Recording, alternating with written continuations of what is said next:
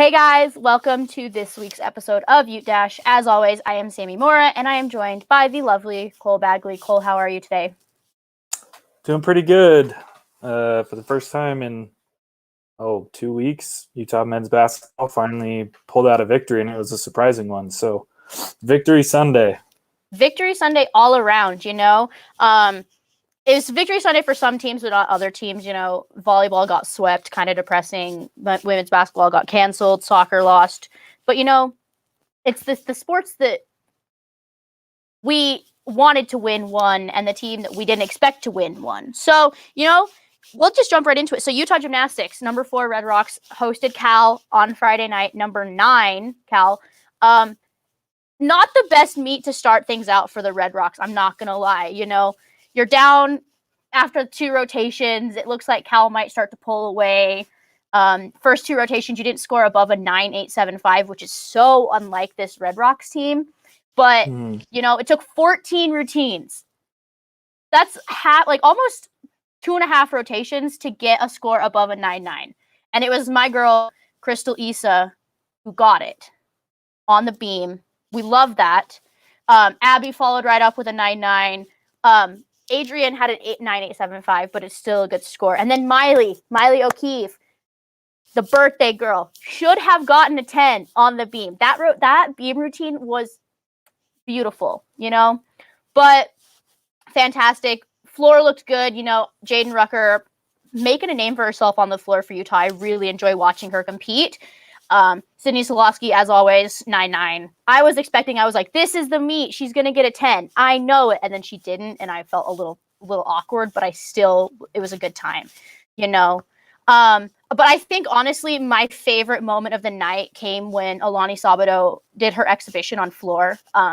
So Cal had finished competing at this point, and the Cal girls all lined up along the other side, like 2 sides of the floor, and Utah lined up on the other 2 sides, and they just cheered her on. And that is what gymnastics is at its finest, is camaraderie and support and stuff like this. Like, it was a really fun moment. She killed it. I love her floor routine. I'm excited to see if she makes her way into the rotation. But overall, a really solid meet. Come from behind for the Red Rocks. I had a good time. So it was a little different than the UCLA meet the previous week. Oh, yeah. It was very different. Well, actually, UCLA was kind of the same way. UCLA was a meet, and it was kind of back and forth. Well, I'm just talking about in regards to, it sounded like there's a little bit more of sportsmanship going on between Cal and Utah as opposed to, that UCLA team. I'm not going to comment on that because my thoughts on how UCLA is with Utah Gymnastics. I'm not trying to start anything. I just think that they're rivals. Utah and UCLA are rivals. That's all I'm going to say about it. But yeah. And then Cole, what about last night? What happened last night? Talk to us about it.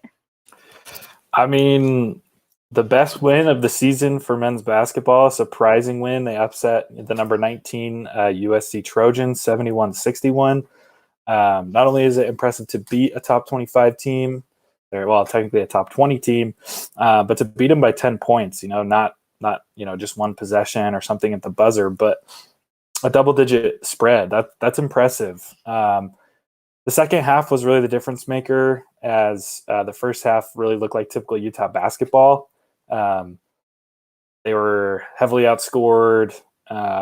Just didn't look. It looked like it was going to go like typical Utah basketball does, with most likely a blowout to a much better opponent. Just some comparisons. The first half, Utah was 10 for 27 from the field and 2 for 6 from 3-point range. And then the second half, I don't know if they had some of Mike's secret stuff in the locker room or what it was, but 17 for 29 from the floor, 7 for 9 from 3-point range. Most of those 3-pointers coming from Alfonso Plummer. Just surprising, and it's great that they won. It's fun that they won. They may have really hurt USC's top 25 ranking, as well as, I think USC will still probably make the tournament, the NCAA tournament, but who knows? Maybe Utah will play USC in the Pac-12 tournament and upset them, and end those dance dreams for the Trojans, which probably would be our greatest accomplishment this season.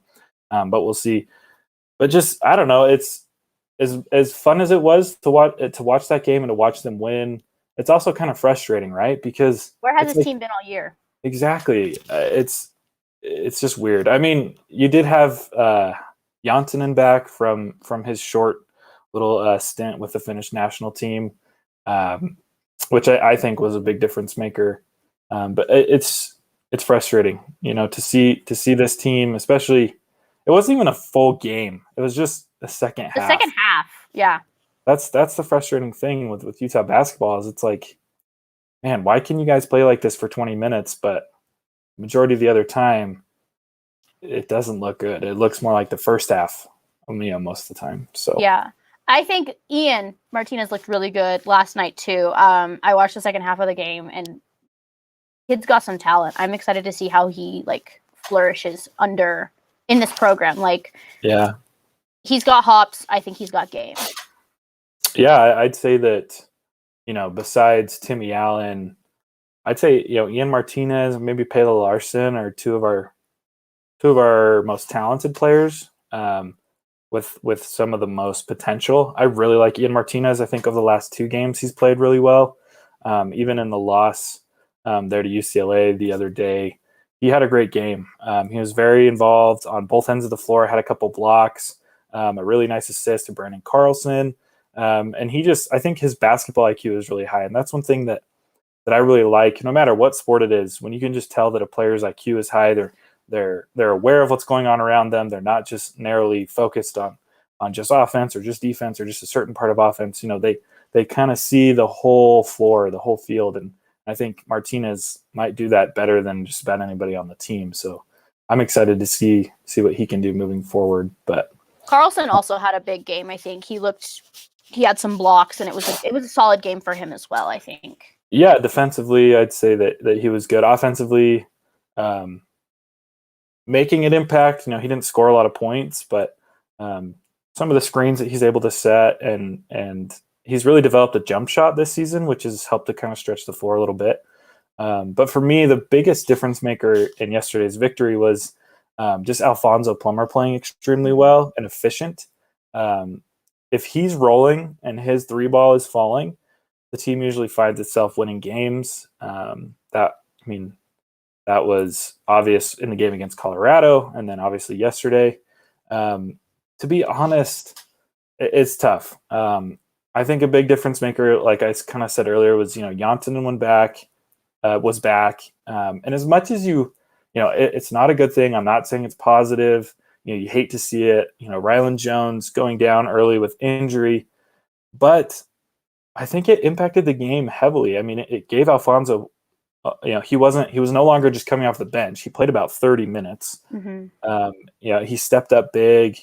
I do think, and just comparing them, I did like to see that Larry, earlier in the season, Larry Krystkowiak made a decision to have, Fonz come off the bench, which could be good in the sense that you need bench scoring. But I think that Fonz, he chemistry-wise, he fits in a lot better with the starters. And I think he plays a lot better when he's on the floor with Timmy Allen. Those two can really stretch the floor together. And so I think that's what made the big difference, especially in the second half, is Fonz and Allen were playing really well. Fonz, obviously, I think he had 19 points. He had 5 3-pointers. So I think the roster or the lineup change I'd like to see if Jones returns is maybe Jones coming off the bench. There is similarities where both of these guys are defensive liabilities. I just think Plummer brings a lot more to the offense. He could shoot, stretch the floor, like I talked about. He can drive. Rylan just doesn't bring so much to the table, in my opinion, or at least he hasn't this season. I think he's suffering a sophomore slump. It's been a hard season for everyone all around. And if he bounces back from this next year, sweet. If not, bring him as relief off the bench. I think that's the smartest idea that Larry can go with at this point. Yeah, and it'll be interesting to see what happens next year. I mean, eligibility's frozen, so you could see Plummer come back. I don't know if he's gunning for an NBA position. I don't know that he's necessarily at that level. It's kind of tough when you're the sixth man on a subpar college team to make it to the NBA. So I don't know, but just really quick, should we expect to see this type of play moving forward? The answer is no. Utah basketball is just so unpredictable and heavily lacks consistency. Would be nice to see this in the first round of the tournament, though. Maybe they could knock off one of the top seeds. That would be fantastic. Oh, that'd be fantastic. Even if they lost the next round, I think, I mean, you have to have some sort of realism. They're not going to win the Pac-12 tournament, but I think, they should bring all that they have. They're a scary team. If you have to face Utah or Arizona or Cal, one of those teams that are kind of in the middle, Utah's probably the team you'd least want to play because you don't know what you're going to get. You do not know what you're going to get. You could get a team that you blow out by 20 and you walk in the park, or you could get the team last night in the second half that upsets you and you're done. So That's all I have to say. Last thing we're going to talk about, or last comment before we jump to our next topic. 2 games left, Oregon State, Arizona State. What do you think the record is between those 2 games? Realistically. 1-1, but I could see 0-2. Same. Especially looking how Arizona State played last night. Well, and Oregon State blew Utah out earlier, like a week ago. So yeah.